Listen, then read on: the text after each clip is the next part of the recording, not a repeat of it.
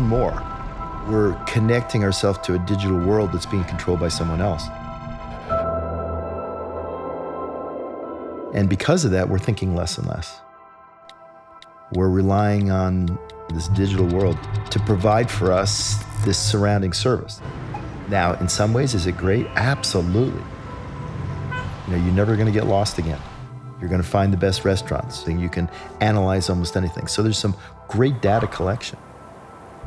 But at the same time, remember, the corporations are collecting data on you. And if you're not aware and you don't start to really explore and know yourself, these companies are going to control you. If there are things from the outside controlling us, they're never going to be in service of us. And that doesn't bode well for our future individually or collectively.